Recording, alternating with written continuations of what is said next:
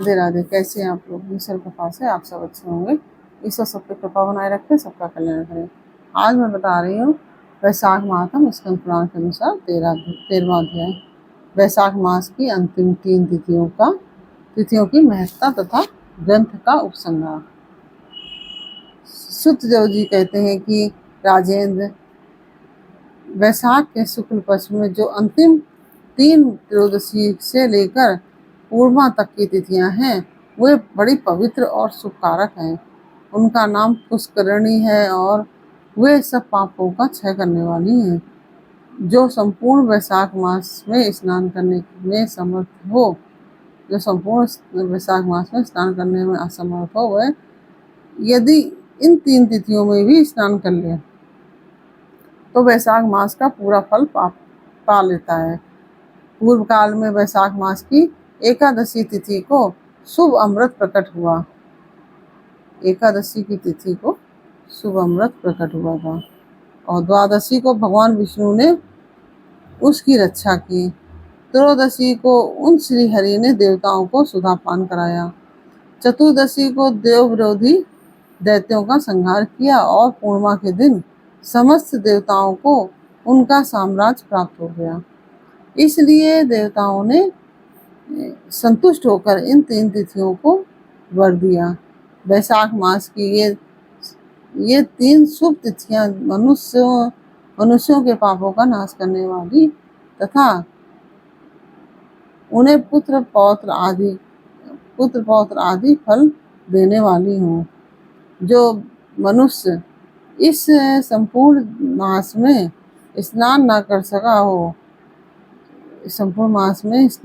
सका हो, वह इन तिथियों में स्नान कर लेने पर पूर्ण फल को ही प्राप्त होता है। वैशाख मास में लौकिक कामनाओं का नियमन करने पर मनुष्य निश्चय ही भगवान विष्णु का सायुज्य प्राप्त कर लेता है। महीने भर नियम निभाने में असमर्थ मानव यदि उक्त 3 दिन भी कामनाओं का संयम कर सके तो उतने से ही पूर्ण फल को पाकर भगवान विष्णु के धाम में आनंद का अनुभव करता है। इस प्रकार वर देकर देवता अपने धाम को चले गए। अतः पुष्करणी नाम से प्रसिद्ध अंतिम 3 तिथियां पुण्यदायिनी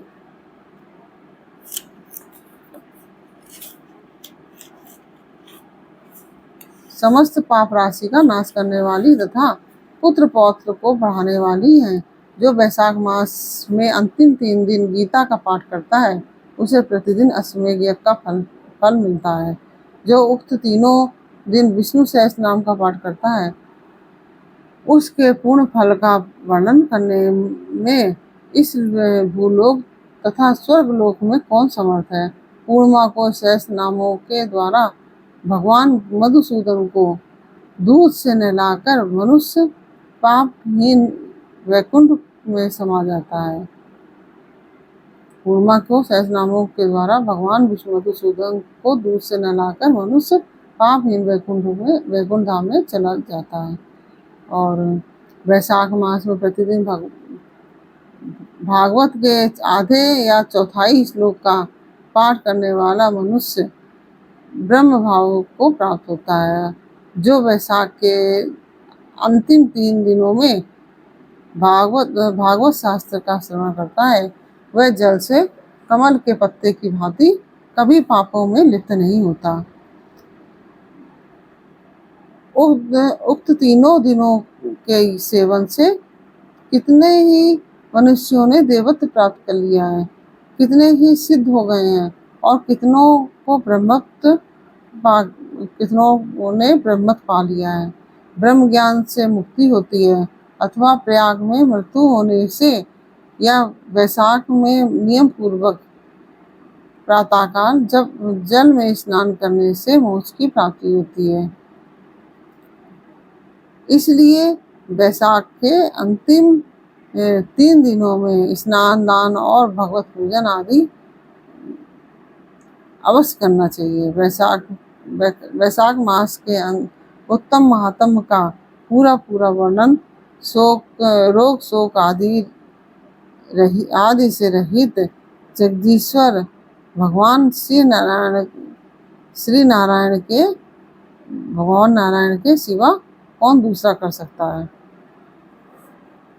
तुम भी वैशाख मास में दान आदि उत्तम कर्म का अनुष्ठान करो, इससे निश्चय ही तुम्हें भोग और मोक्ष की प्राप्ति होगी।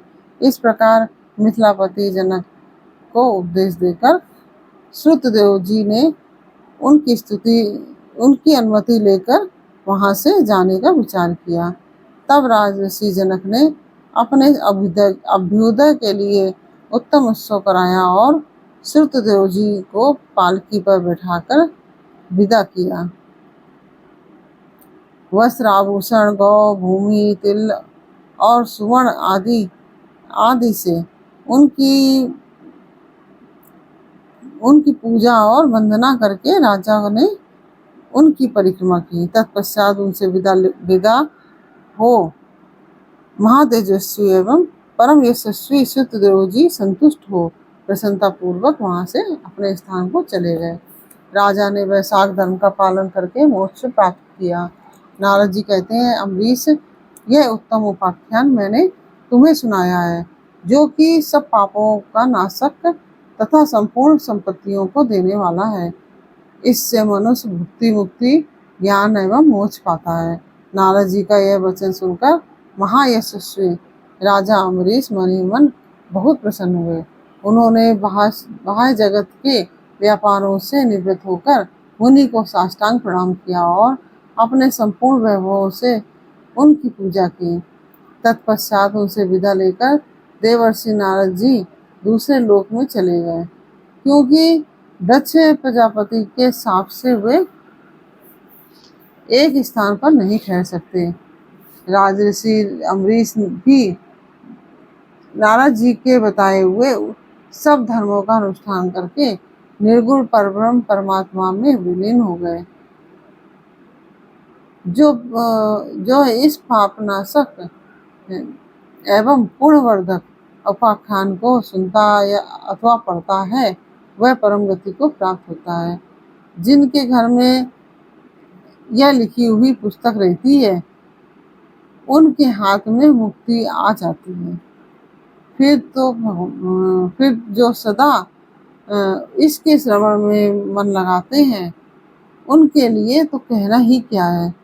इस प्रकार से स्कंद पुराण के अंतर्गत जो वैशाख मास का महात्म मैंने आपको सुनाया, ये पूर्ण हुआ। और यह अध्याय आपको कैसा लगा, ये हमें कमेंट बॉक्स में अवश्य बताइए। और पूरा वैशाख महात्म आपको कैसा लगा, यह भी हमें बताइए, क्योंकि अब ये लास्ट आखिरी अध्याय है। और यह अध्याय आपको कैसा लगा, ये हमें बस कमेंट बॉक्स में बताइए। अच्छा लगा हो तो वीडियो को लाइक शेयर कीजिए, कमेंट में राधे राधे अवश्य लिखिए। फिर मिलते हैं आपसे एक नई कहानी, एक नई जानकारी के साथ। तब तक के लिए राधे राधे।